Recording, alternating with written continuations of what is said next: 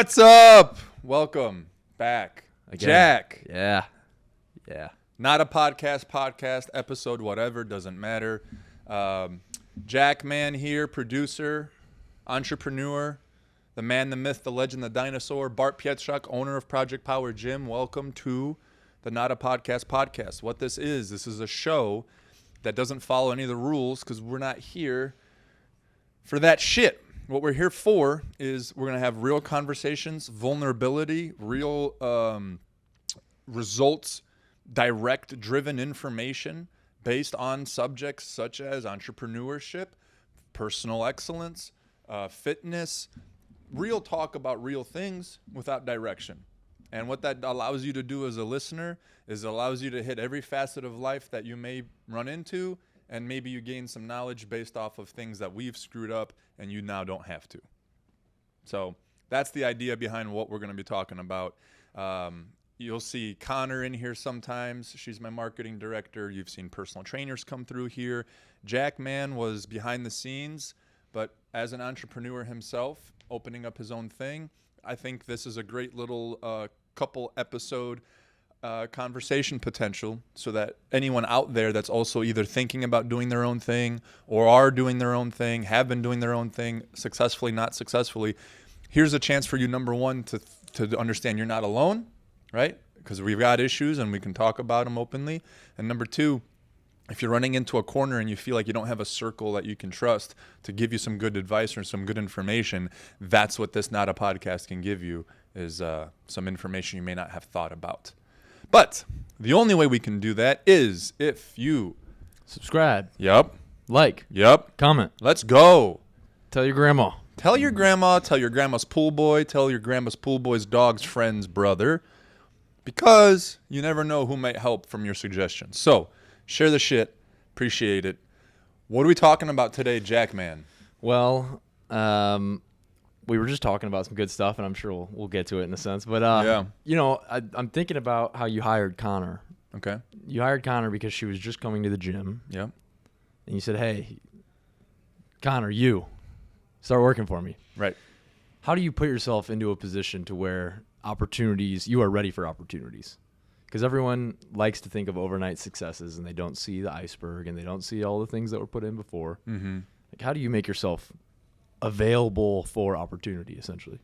Are you saying from Connor's standpoint, like how does one do what Connor did and get hired by not even being asked for the job? Or how do I, as a leader of this company, seek out people to hire? Well, we can go both ways. Which one is more intriguing to you? Why did I hire Connor? Connor did not have any fitness expertise. She did not have any jobs or roles in the gym or fitness industry. She's been working out for 1.5 years, essentially. And all I knew of Connor was her character. Okay?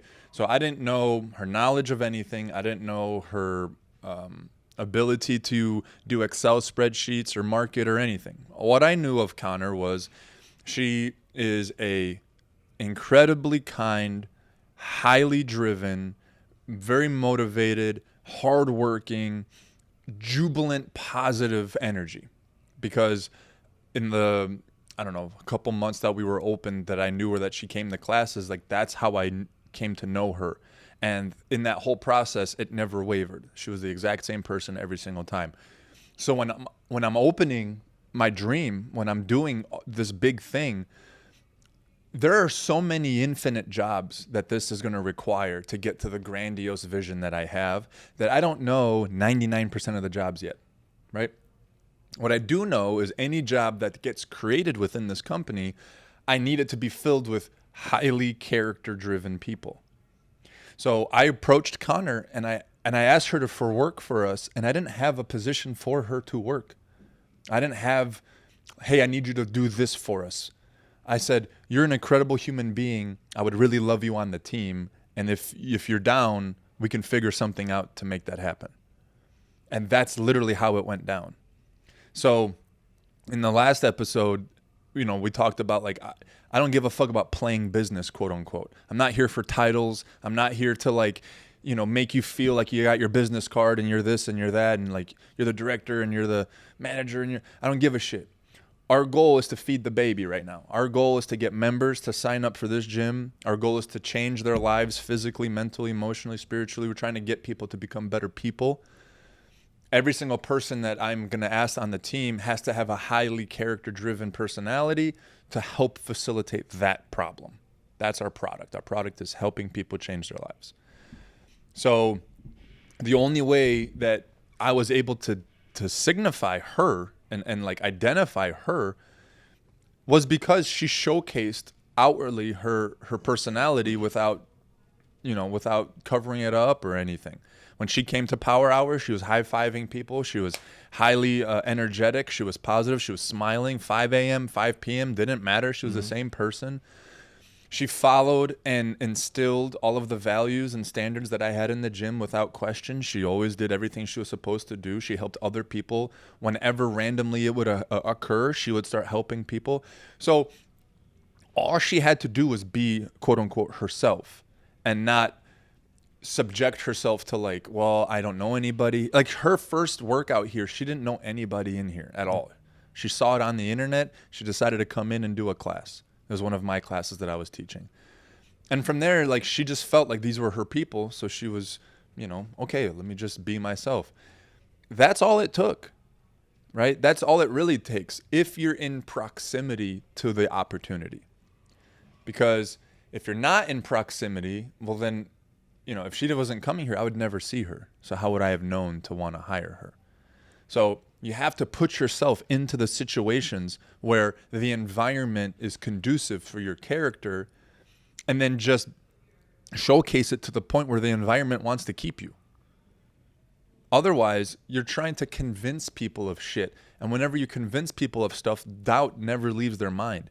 And then all they're doing constantly is just seeing where their doubt comes through and how it's true.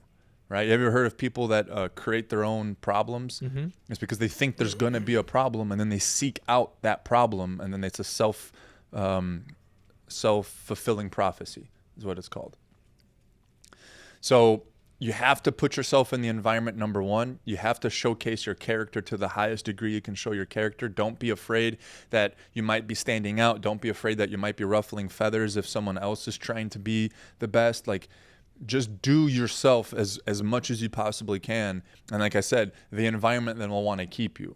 Because I saw her value, and I can equate her good personality, her hard work, her everything that she is.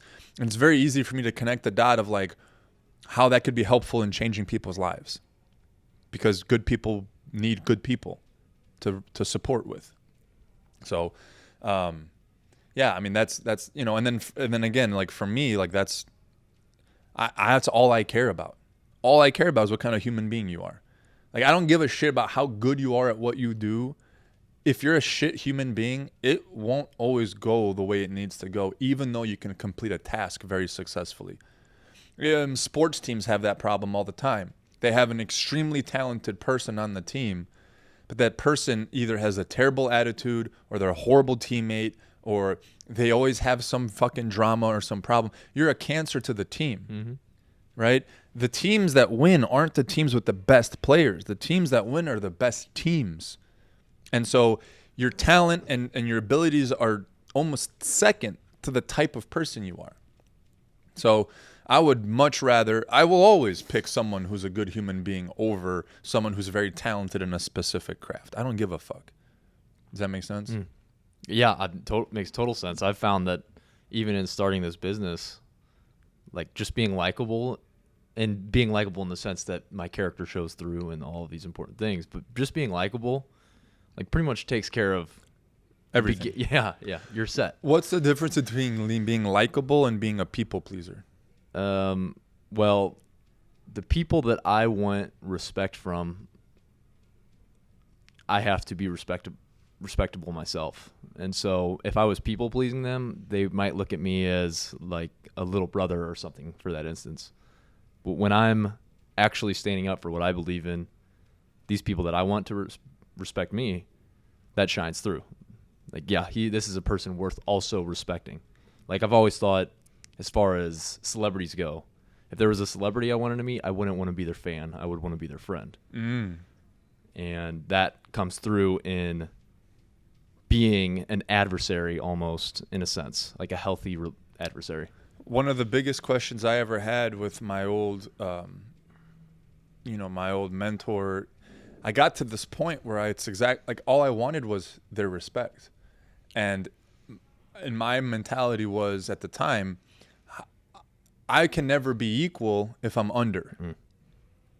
So if I create my own thing and you've created your own thing and together we're doing our own things, but then we can relate because we're both on the same level. That's where my mind was.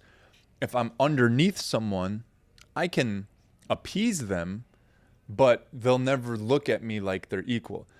But how important is to be someone's equal in like the client, relationship, do you think? Quite a bit, I would say. Like if they're going to trust me to deliver on my promises, we need to be equals. Okay. So you feel like the respect of the client towards you is just as important as the happiness of the client? Yeah, I would say so, because they're going to respect me for the results I deliver. But they might be happy about bells and whistles. And describe bells and whistles. Like if I'm going to create a short for a client, like a short or a reel, and here's the type of short that delivers the result, but they want to put a couple more branding around it, or they want to put something else at the end of the video that they like that just seems cool, but it doesn't deliver the results. That would be a bell and whistle that I would say this is not what we're doing. And you would stand firm on that? Yes. And what if they said, well, you know what? I think you're not for me. I think I'm going to go somewhere else. Then they're going to go somewhere else. I'm not going to compromise the value that I'm bringing just to appease them. Now, I would say that that's textbook of how that response is supposed to go. Now, tell me the reality of you can't pay your bills and you need this person's money. Okay, here. Okay, fine. We can put all of these. Yeah, let's put this branding in. And, oh, you like this piece at the end? Okay, let's put it in. Okay, so you do appease them at that point. In this scenario. I'm not saying yeah. But in this scenario. That's what every single person who's trying to start has a dilemma with. Mm-hmm. You go, I don't think that that's the best thing to do. But if I push this person and I tell them I'm not going to do what they want me to do, they're going to go somewhere else and I'm not going to get their fucking money. And then I won't be able to pay my bill. That is why people compromise. People don't compromise because they go into it saying, whatever they say, I'm going to do. Everybody has that fork in the road decision, no matter what, all day, every day. That's what makes entrepreneurship or anything else super fucking hard, is it's 8 million decisions a day that have to filter through one of two things. You filter through, what do I think is best? And then you go through, is what I think is best what's best for what's actually best, right? Because what you think is best might be simply because you're trying to be artistically inclined to do something a certain way, and you want to look a certain way, and you want to represent a certain way. That's why it's so vital, like we were talking before we started recording, you have to remember what your product is. Your product is whatever you are set to deliver in this interaction. And if for them, in that specific scenario, they're trying to, let's say, sell an online product or something, right? So will their suggestion destroy the ability for that product to sell online? If the answer is no, and you don't think it's pretty, it doesn't matter you don't think it's pretty. Because you do want your customer to be excited about what it is that you're delivering them. But if what they want is going to destroy the end result of them gaining money off of selling an online whatever, then you have to be like very kind and courteous and respectful to explain, I agree that putting those two things that you said would look awesome. I totally agree with you with that. However, our ultimate goal is for you to sell this online course. And by putting those two things, we actually have distracted the person from the click here button. And now they're not going to turn over as quickly onto your website. Does that make sense? Now you've tailored your response to their needs, which is the ultimate thing, is to sell their course. Mm-hmm. And you've taken their personality, which is what they were trying to invoke with those extra little things on the screen, and you're like, that's not a terrible idea. However, this is how it impedes your ultimate goal of blah, blah, blah, blah, blah. In supplements, we did it all the time. If people come in, okay, what's our goal? What are we trying to do? I'm trying to lose body fat. Okay, so, have you tried anything in the past? Blah, blah, blah. And then they give you like this huge thing of like, yes, I'm thinking I'm going to do a pre-workout. I think I'm going to do this, and I think I'm going to do this, and I think I'm going to do this. If I'm just a people pleaser, I go, oh, amazing. All of those ideas are phenomenal. Here are the best versions of all those things. This is how you use all of them. Have a great day. And they're like, oh, what a great guy. He helped me find exactly what I was looking for. I know, though, just as you know, that if they leave and they don't get the response or the results that they came in originally for, your kindness and your pleasing of them means nothing. That guy was a really nice guy, but I didn't get what I wanted. Here's my rated R version of the fucking show. When nice guys finish last, the reason why that's a thing, in my opinion, is typically nice guys are very unsatisfaction sex-wise because they don't do the shit. They ask for permission and they're just soft and they're like, does that feel good? Like, dude, you got to fucking get after it, right? And so instinctively, there's this understanding that a nice person won't deliver. They're just going to appease me. And a lot of times people don't want to be appeased. They want to be taken to the fucking promised land respectfully, kindly, but they want to fucking arrive. So that's what I'm here to do. All those suggestions are awesome. Pre-workout makes sense. That product makes sense. That product makes sense. But for fat loss, the most important things are to make sure that our body's using fat for energy and that we're conditionally eating what we need to eat and nutritionally. So then you know what I mean? You explain, you go, I would strongly suggest these 3 products right here. Here's the reason why. And this is how you take it. And then you leave it to the person. If the person goes, you know what? I'm still going to do the 5 things that I originally came in for. No problem. I totally understand. Here's how to take it. You don't make them feel bad for their decision, but you let them know that your expert advice is to do this, this, and this, right? If they want to go another way, I'm still going to help you. I'm still here to be a good sounding board. But when they leave and they don't get the results that they're looking for, or the video doesn't, like if you tell that guy, hey, if we put those 2 things here, you miss the click button. And he goes, you know what, dude, I hear you, but I really just love the way it looks. No problem, man. No problem. We'll do it this way. We'll see what happens. And then, a month later, they're like, dude, we didn't get anything off that. And I go, remember how we talked about, like, let's try it now without it and see how it goes. Right? But had you never explained that the first time, they wouldn't know that there's another way. They wouldn't know that what they did wasn't the right way to do it. Right? So you're still in the game. Even though you stuck to your shit, they didn't want to hear it. No problem. I'm not going to just fire you as a fucking client, right? I need the money. Let's not, like, I hate that people don't talk about that part. Oh, you should always stand for your principles. Why doesn't everybody stand for their principles? Because a lot of times you have to choose your principle or paying your bills, or your principle or your fucking wife leaving, or your principle, or like you have real decisions as to why people break their principles. They're not just breaking them for fucking no reason. If you are, okay, just a thought experiment. At the end of the day, if you 100% stick to your principles, do you think that there is a way that because you stick to your principles 100%, everything will work out exactly as it should? Yes, but that as it should part is a very loaded sentence, because everything exactly will work out exactly as it should if you stick to your principles. But what it will look like is way fucking different than what you think it's going to look like. When you say everything will work out as it should, most people go should. What should happen is this person should love me.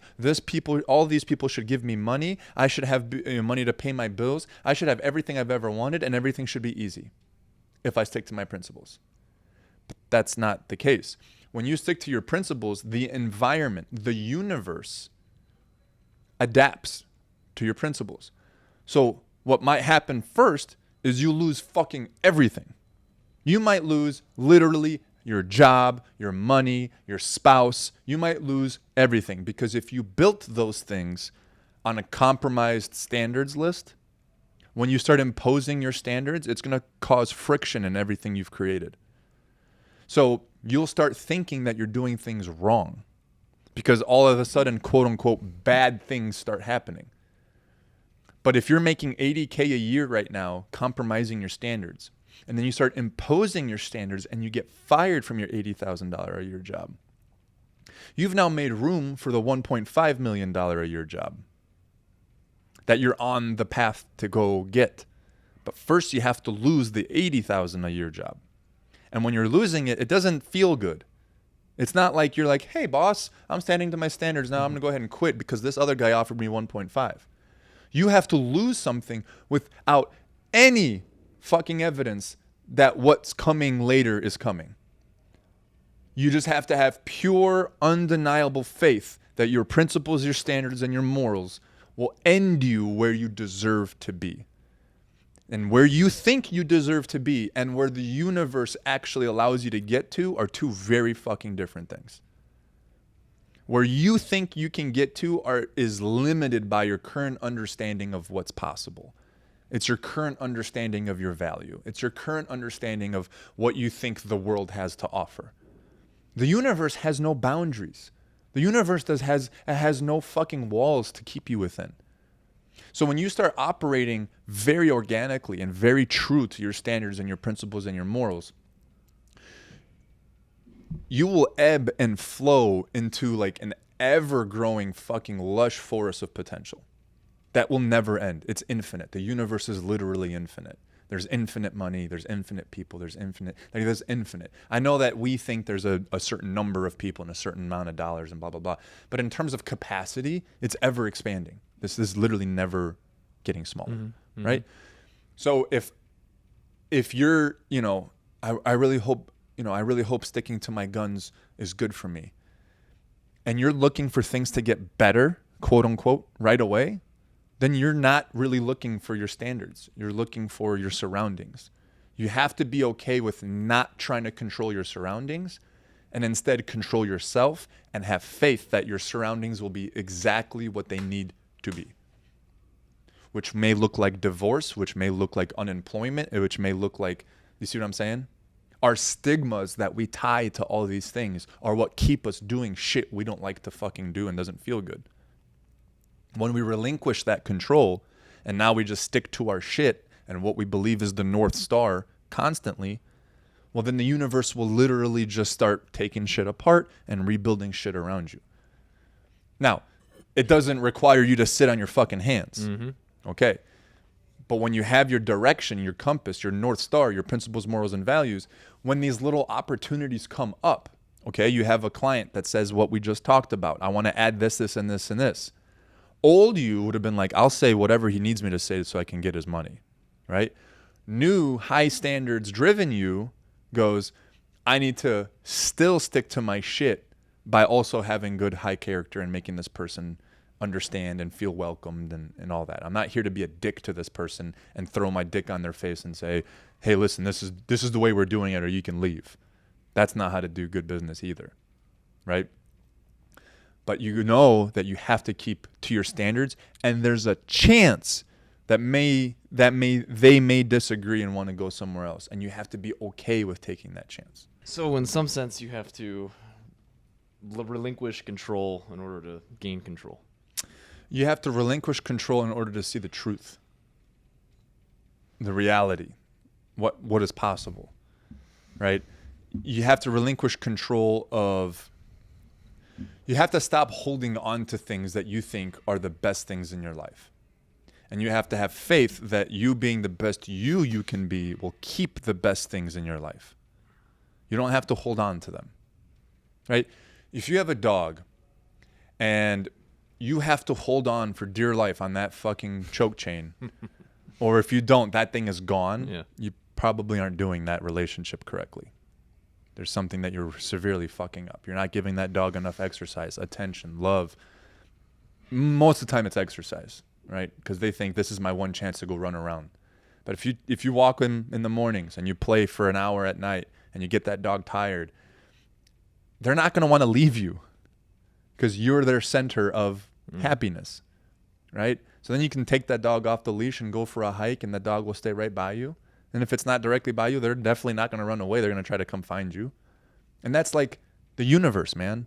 If all I am ever doing is fucking pulling on everything towards me, guess what natural resistance I create? Everything's being pulled away from me. The universe is unbiased. The universe doesn't give a shit about up, down, good, bad, positive, negative. The universe just is.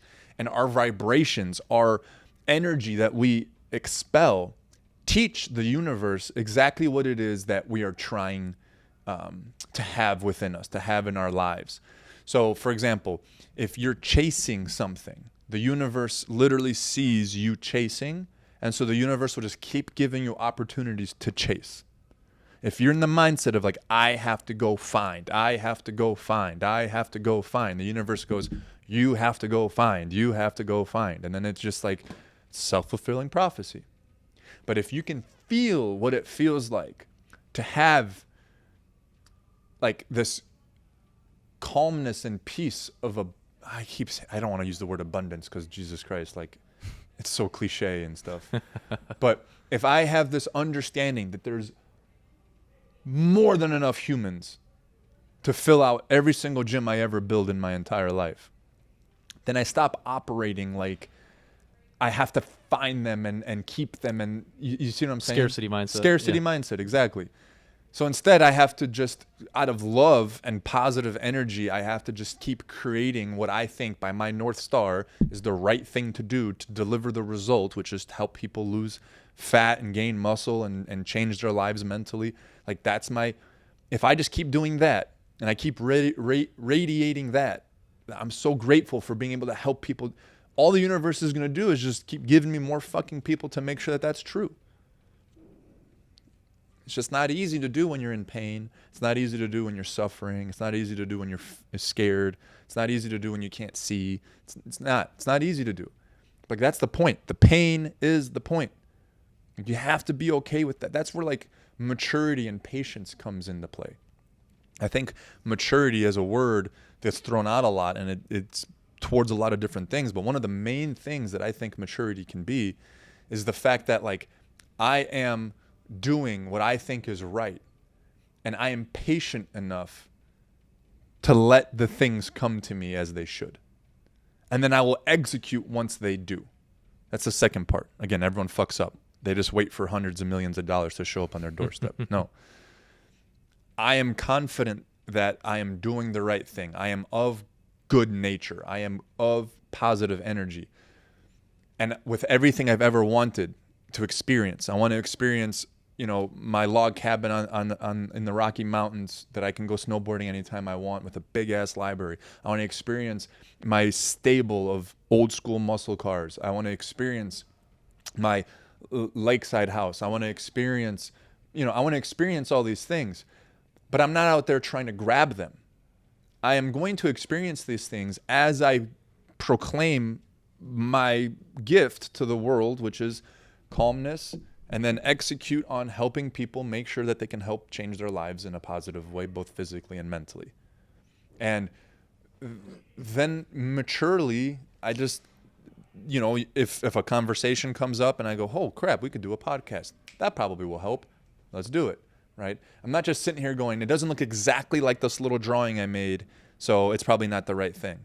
Talk to people, find out, take the meetings, say yes. Do the phone call, do the podcast. Mm-hmm. Doesn't work, keep moving, keep doing, keep working. Let the market tell you. Don't pigeonhole yourself into what your limited belief system paints a picture of and says, if it's not this, then it's not working. Like, that's not true. Be the person, deliver the service, and then fucking see what happens, and then make your pivot points to eventually get that vision that you have. But it's going to take you all over the fucking place. Places you'd never thought you'd go. One of my main points of business is not personal training, quote unquote. It's I fix people's backs because I was paralyzed twice and I unparalyzed myself. 5 doctors wanted to fuse my spine together. I said, fuck you guys. I figured it out. I didn't have a college degree in how to fix spines. I didn't buy 18,000 books and read every book there is about chiropractic or anything like that. I just calmly said, like, what's my problem? Where does it hurt? When does it not hurt? What? And then over a 10-year period, I figured out how to unfuck my back up, even though my spine is screwed up. Like, I deadlift and squat and I feel amazing. And so a big part of my business, and I trained all my trainers to do the same, is I help people's backs. That wasn't part of the picture. But does it fit help people? Does it fit help them physically? Does it fit help them lose fat and gain muscle? Yeah, it sure as fuck does fit. So I took it and I ran with it. Now I have an entire LLC. I have an entire business that just unfucks people's backs. You would have never got me to say that 10 years ago, that I'm going to have a business that just unfucks people's backs. Right? But it's in the family of what I am trying to do as my North Star, which is help people. So. Yeah, there's a couple ways we could go there. Do each of your gym members have a different North Star, or ultimately do they all have the same North Star coming to this gym? All right. So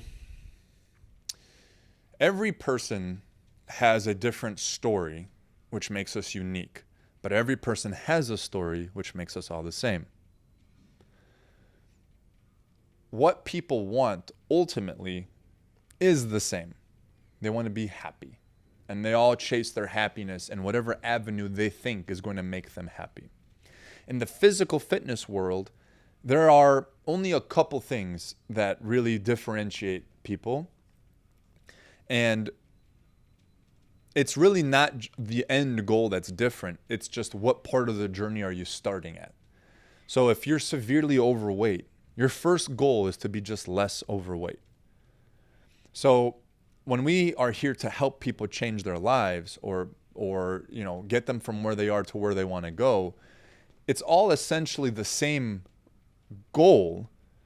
We're just either having to use different tools, or we're on the different, like just like in a football game, you're not going to run the same plays on the 5-yard line as you do on the 50-yard line, as you do on your own 5-yard line. Every single part of that field requires a different play call to move towards the goal line.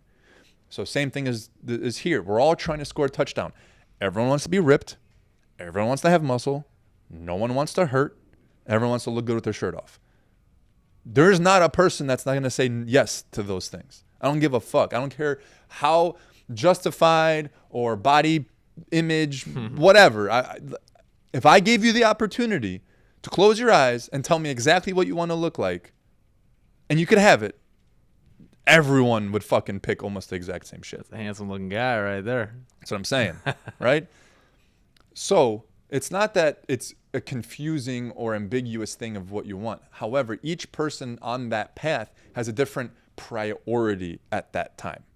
So if you're 400 pounds, you're severely overweight, and it hurts for you to move, and you have very bad gastric issues, and it's hard for you to breathe, and all these things.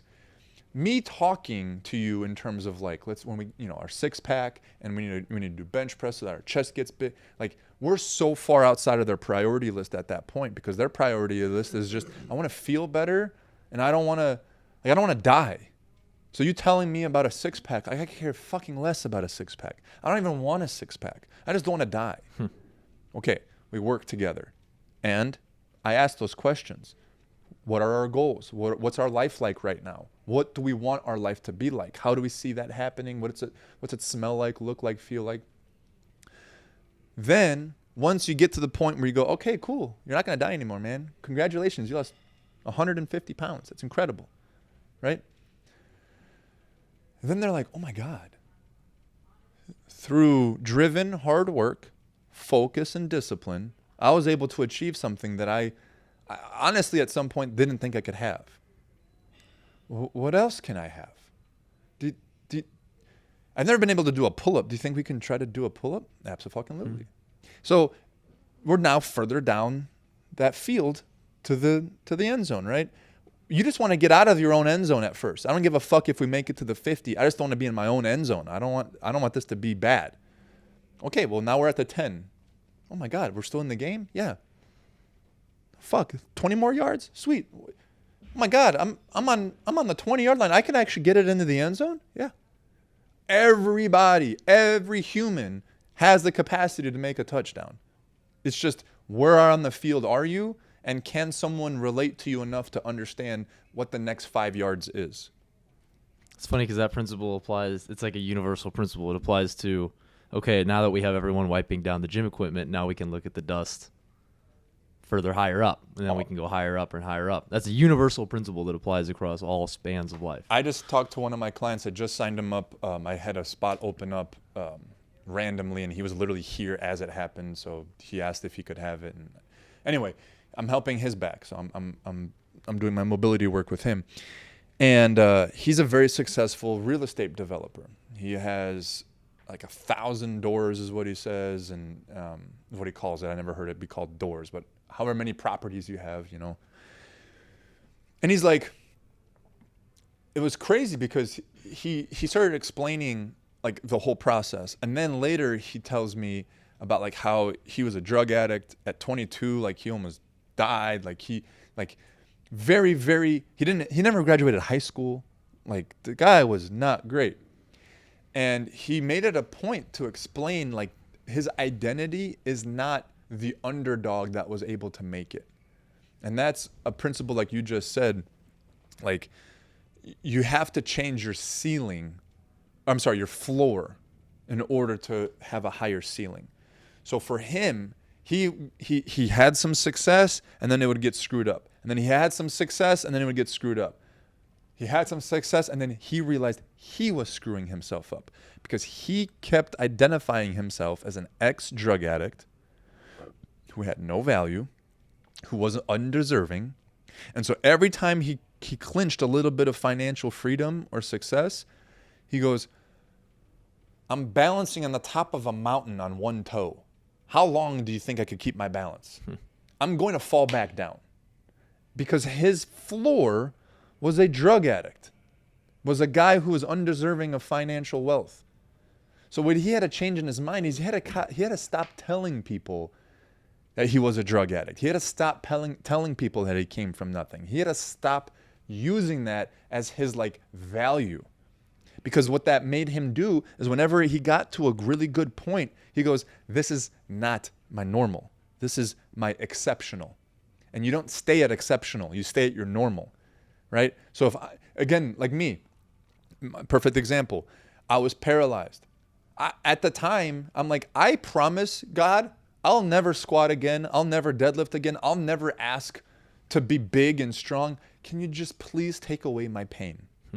I just want to not hurt. Because I was in pain. I say paralyzed, but really what it was my nerves were pinched so hard and so violently that they would send pain signals 24 hours a day to the point where eventually I lost function of my legs, but they were hurting 24 hours a day. So such severe pain that eventually you stop being able to use the limb. It was excruciating, right? I'm not at that moment going to ask to go squat again. I'm at that moment just pleading with the Lord, please take my pain away. Over time, I've not only fixed myself, but I got myself to squatting 400 and deadlifting 300 and benching 300 and, respectful numbers. But I can't be like, I'm so grateful for 400 because I'm a guy who wasn't able to walk. Because what will happen is I'll get to those numbers, freak the fuck out, assume that I shouldn't be doing them, assume that this is not a good idea, and then inevitably find myself back in paralyzed mode. But instead, if I make that my new floor and I go, this is me, this is who I am. I am a guy who's flexible, mobile, healthy, strong as fuck, athletic. That's who I am. There's nothing weird about squatting 400 or deadlifting 300. Because my floor that's normal. Mm-hmm. That's where I need to operate from. Because guess what? From there, you have a new reach. You have a new exceptional. Without ever having the fear. You're only going to go down as small as your floor is. So, that 400-pound person can't think they are a 400-pound person. You've just revealed something to me about myself that I need to ruminate on. What's that? Well, so many different things. I always fail at the end. I'm doing really well. I'm winning in a competition of some sort, and I can, in my mind, it's telling me you're gonna fail, you're gonna fail, you're gonna fail, you're gonna fail, and I don't know what my identity is that's making me do that. So now I need to go look and see Yeah. what's keep making me do that. What am I identifying as Well, dude, such a low floor? in my opinion, because obviously when he told me that, I obviously started just internalizing that myself, right? Because I'm now at a financial place where I've never been, and you know, my parents weren't very well off, and you know, it's like you've lived more of that life than you've lived this life, right? You've lost more than you've won. Or you've been big more than you've been little, or you've been poor more than you've been rich. So it's just human nature to be like, well, if I'm poor usually, and I'm not poor now, well, then that must mean that I will be back to being poor. Like that's normal. But that's why it has to be a conscious decision to be like, no, I'm not a poor person, right? I'm a wealthy person who just so happens to not have a lot of funds right now. So then you start taking actions towards steps to making yourself wealthy. And then when you become wealthy, it's not yeah, I'm back where I belong, right? Where do I think I belong? So and that's a tough thing for me personally, because pain and suffering is my MO. Like I am director of pain and suffering. Put me in it. I don't give a shit. I will work my way through it, and it's not uncomfortable for me to be uncomfortable. Like I've made myself very comfortable with that. But it's a double-edged sword, because as we talked about earlier, the universe doesn't have bias. So if I'm like, I struggle, that's my thing. I'm awesome at struggling. Guess what the fuck the world's constantly going to be giving me? All I'm going to look for is struggle. And when things get good, I'm going to try to make myself struggle again, which is a great strength to have if I can direct it properly and have the correct floor as I do it. How do you do that? Don't know. I'm trying to figure it out. So I guess what it is again, it's what is my new normal? And what am I accepting as my new normal? Just as I did it with my back, right? I went through tremendous pain and suffering to fix my back.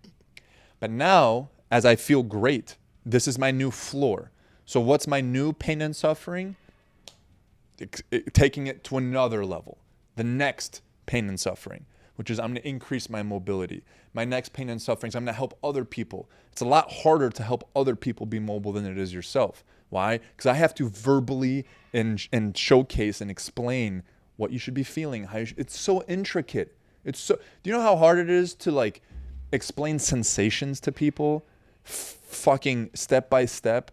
Not tell them what to move, but instead tell them what to feel. And like that's pain. And so you have to expand your horizons. And like I said, with that new floor, you're able to do that. So there's nothing wrong with pain and suffering. What's wrong is if I keep putting myself into the same pain and suffering. If I keep fucking up my back and making it better, is that noble? It's like Sisyphus. Yeah, exactly. I don't know what that is. Sisyphus, I think it's a Greek mythology, but long story short, the guy who he has rolls to the roll the rock. He's Yeah. doomed to roll the rock up and down. Once he gets to a certain point and rolls back down, he's got to go back up. Like that's horrible. That's not what you're trying to do. Being able to be disciplined through pain and suffering and work through it is a gift if you keep applying it to new shit. If you keep applying it to the same shit, you're an idiot. So again, the yin and yang of life, nothing is good and nothing is bad. It's all about how you like murder. Like obviously really bad. Yeah, but what if you kill the bad guy? Okay, is that bad now? So philosophy and philosophers of back in the day, they really got fucked up on this because they essentially said there is no good or an evil, it's just perception. Because you couldn't justify almost fucking anything in certain contexts, and that's why life isn't black and white, it's gray. But it's also why you need standards and boundaries and shit so you can make some sense of all of this. Because if you live your life that way, like you're gonna screw up more things than you're gonna fix. We're not that kind of spiritual being yet where we can have absolutely no boundaries because we're not in tune with ourselves enough. We have too many egos and It's not like they don't belong, but they make us unique to nature, which is why I think we've been able to do all the things that human existence has been able to do, is because of our flaws, not because of our strengths. Yeah. Good and evil. You can't hate someone and understand them at the same time. I never heard that before. If you understand them, you understand everything that they came from, every different situation that has been brought to them that put them to be the person they are. How can you hate them if you can understand them? I can hate someone and understand where they're coming from because ultimately you're making a bad decision, which is on purpose. What type of person do you hate? A pedophile. Okay. I will I have no sympathy.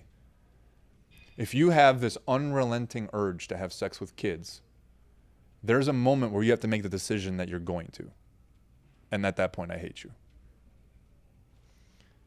Is there a way that you can say, I don't hate you, but you need to be locked up and away from everyone for the rest of your life? Until you make the action, you're not a pedophile. Does that make sense? So I don't hate you until you're a pedophile. Once you've made the active decision to have sex with a child, I don't hate you. But if you have made the decision to have sex with a child, I hate you. That's taking responsibility for your actions. And mistakes can be made, but you have to take the responsibility of your mistake gets me to hate you. Like there's nothing anyone can say. I understand the most troubled upbringing. I've heard stories. I've witnessed people. I've talked to them face to face that have told me the most just outrageous shit that just breaks your heart. You almost cry just listening, right? But in the end, everything is a decision. It is a decision. If you're not in the mental capacity to make decisions, right? If you have a literal mental disability where parts of your chromosomes and everything are fucked up, well, you're not here. So you can't hate something that's not here, right? But if you're a conscious human being who has made a decision, there are some decisions that you will evoke hate. If someone murders your mom and then you hear their whole backstory, you won't hate them? It'd be hard to forgive. Definitely would be hard to forgive. Hate isn't, I guess, the definitions of hate and stuff, it's not like I'm going to go around and try to actively hurt people because I hate them, right? But there are actions that I hate. And that is an action that I hate. So you hate the action, not the person. Well, the person executing the action might as well be the same thing. There's things you can be not proud of, and there's things that people will have boundaries with. And for any parent, I'll say that at least out there. When you have a child, I have a 3-year-old daughter. And bro, the thought at all, I'm getting angry just thinking about it. Yeah. You know what I'm saying? Yeah. So, listen, we've come to a point in life, and what's fucked a lot of stuff up is our ability to understand. We do our very damnedest to try to understand everything and everybody. And we've gone way too fucking far with a lot of things, I think.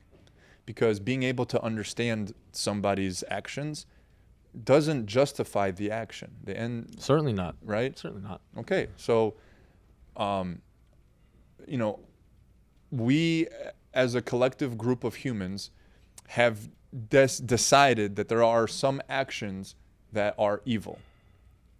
Right? So whether you're religious or not, as a group, as a community, there's a collective understanding that these are evil things to do. Torturing people, having sex with children, all these things. The things that can cause hate in my mind, pedophilia, are in times of war or in times of if you have, again, someone that did some very heinous things to you and someone else tortures them, that you're well, this person, the deserving, I guess that's the underlining. Kids never deserve shit, ever. Adults make decisions which cause consequences. Kids are innocent. Like they're fucking, they're not. It's not. It's you know what I mean. Like it's not their fucking fault. So, yeah, I hate pedophiles. If the last 10 minutes was about that, I mean, fuck it, dude. You went there. You know? Yeah, man. I mean, you have to, dude. We can't be so timid and fucking soft that we can't. We have to put hard boundaries on shit. I mean, definitely. Period. Like we can't. I can't sit there and listen to someone's sob story after they did some heinous fucking thing. I can say, wow, look what that kind of upbringing can do. Now they have to go to jail for their whole life, or now they have to die, right? That type of upbringing can cause someone to make a decision that can get them killed. But so can you telling yourself you're going to go to war because of your upbringing. That can get you killed. Like death is a consequence, an ultimate consequence. So would you say you disagree with the philosophers that are saying there is no good and evil, only perspective? You know, philosophically, I say they're right. But what philosophy sometimes fails to do is to actively integrate into reality. Okay, so philosophically, I can say there is no right or wrong. It's all perception. Let's say we had a society that didn't demonize having sex with kids. Let's say it didn't demonize stealing things from people. Let's say it didn't demonize these things. You technically can have that because actions have no feelings, right? People have feelings. So you doing something doesn't ever actually cause a feeling. People witnessing have feelings towards it.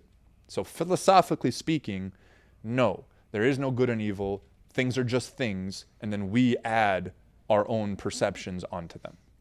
However, in a community type setting, which is reality, that can't exist because what will ensue is pure anarchy.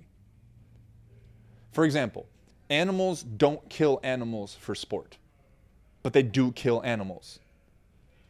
So there is an inherent boundary that animals have. They don't go around slashing shit. Mm-hmm. Why? Because they won't be able to eat and then they will die themselves. If a tiger comes around and just kills everything today because it's just bored and it eats a little bit today, it has no more food. It will die. And nature knows that. You know what I mean? So in the end, philosophically is one thing, reality is another. In order for us to be a group and us to be able to survive and procreate and move forward and be progressive, like we have to have good and evil. We have to differentiate between the two, and we have to have hard drawn boundaries between the two. Because like I said, if that tiger fucking goes around and starts slashing things because it says, well, I kill things to eat, so why can't I kill things for fun? Well, that's because you'll die in a month. So if philosophically I say there's no good and evil, we can do whatever the fuck we want, our entire civilization will crumble immediately. Because we will just pillage and kill and steal and fuck and do everything, and then in 6 months there will be nothing left. So a question for another time, how do you properly integrate philosophy into... We will do that next week because I got a client and I got to go, and that is not a podcast, Jack. Don't be a pussy. Satisfy your wife in the bedroom. Yes, exactly. Don't be a nice guy. Fuck.